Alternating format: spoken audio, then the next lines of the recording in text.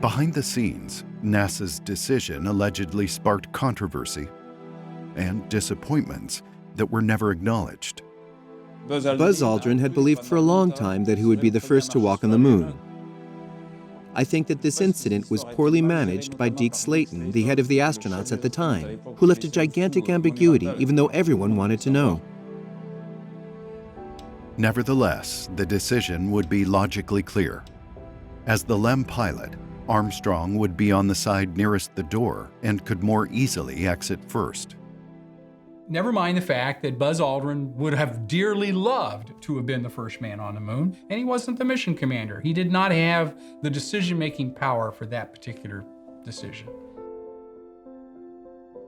At 9:56 p.m. Houston time, after long minutes attempting to pass through the vessel's hatchway, Neil Armstrong set foot on the ladder between him and the moon's surface.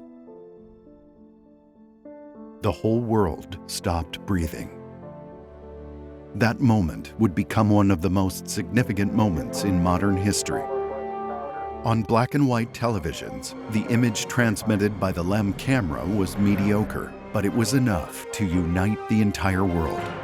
The original pictures are really hard to tell what's going on.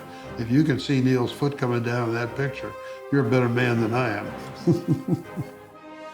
Armstrong let himself drop to the ground and pronounced the words that would become etched in the stones of history. It's one small step for man, one giant leap for mankind. Were these words premeditated or simply improvised? Until his death in 2012, Armstrong told the same story. The words came to him once he was on the moon, not before.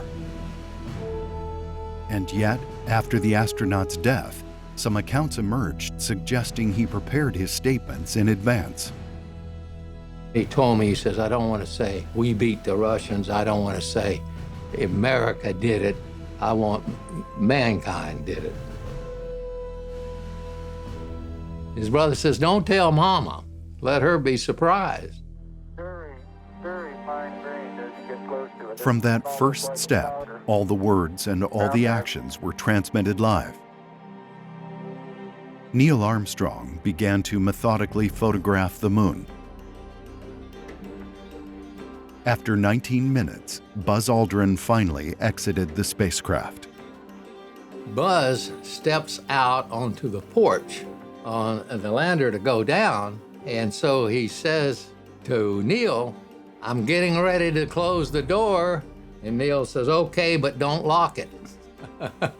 If they'd have locked themselves outside, then you'd have had a problem, you know. Yeah.